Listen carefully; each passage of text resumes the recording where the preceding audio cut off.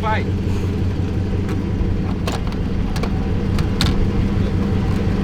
Nigga say he doing a documentary. Below the Dracos, you know we got plenty. Riding with this 645 automatic ain't no sense. I'm trying with 30. For real?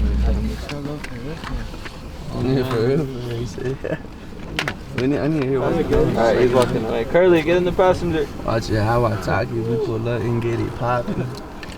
It's 3D though. It don't matter, it's just for Shelly. Oh shit, say less.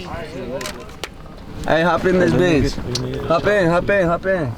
There's really some cold-hearted killers out here that will hit you for no reason.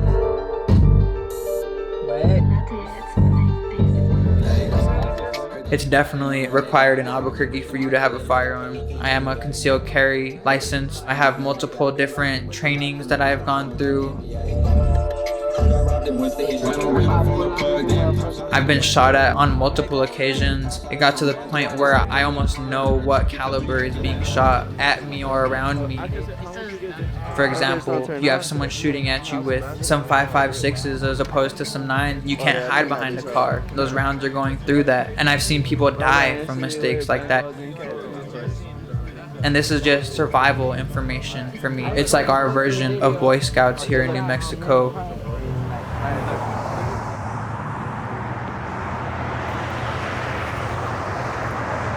Honestly, there you go, homie. That's perfect. That's perfect. Literally, I didn't know how you were gonna feel that, but that's perfect. The only thing really bringing me peace was music. For me, it's really a way to express myself, the things I've seen. Bitch, I'm flu flexing, flu flammer, bitch, I'm him. I got 2 hammers. It brings me so much peace for that moment, for those 3 minutes. Now, bitch, I'm flexing. I don't give a fuck. It really made me want to tell the story, not only of myself, the people around me and my community. Heard this little bro wanna slide on my section. Fuck it, I'll shoot by myself. I got 2 hammers. Watching them try to flow with those. Leave my shit.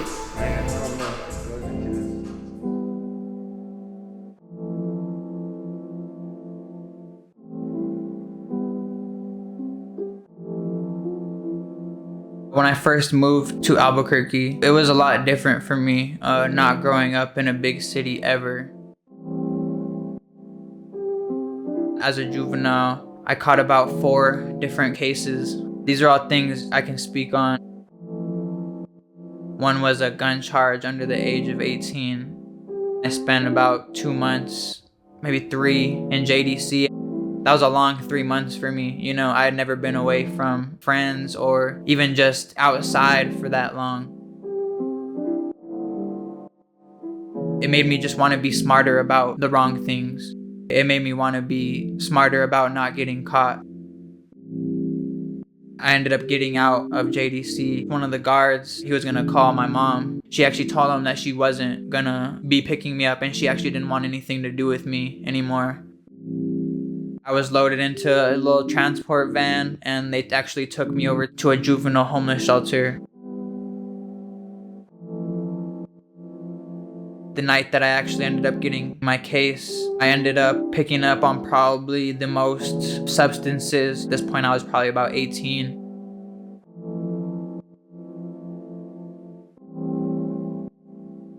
I had 2 Glocks, 1 in each pocket. And that's when I really first started calling myself Billy the Kid. And I really felt like I related to him in that way and how he was just misunderstood.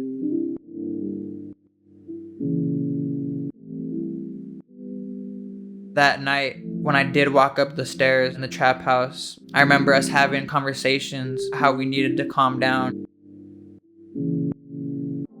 We didn't have any OGs or older heads really to tell us how to move. It was more us figuring everything out the wrong way, if not afterwards. I walked in the house, I walked up the stairs. We did our business. I was walking out with some cash. I had some product. I had 2 pieces on me and I was feeling good. I walked out the door. I walked out to about 5 sheriffs. They immediately put me in handcuffs, whatever. I had my bags on me. I just accepted my fate. I knew I was going to jail. I didn't know if I was going to prison. I ended up getting caught with a lot of stuff for me just turning 18. I kind of just accepted my fate at that point. The officer actually told me if you would have tried anything, I would have shot you.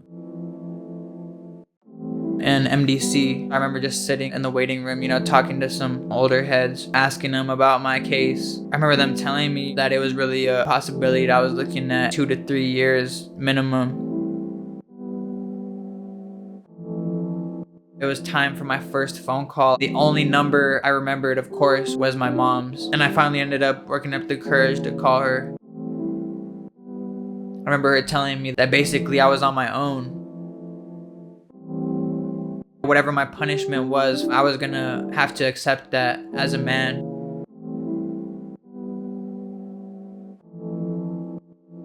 Praying about it in my cell, I remember just praying that that public defender that I got, whoever I got, genuinely was going to try to help me in my situation.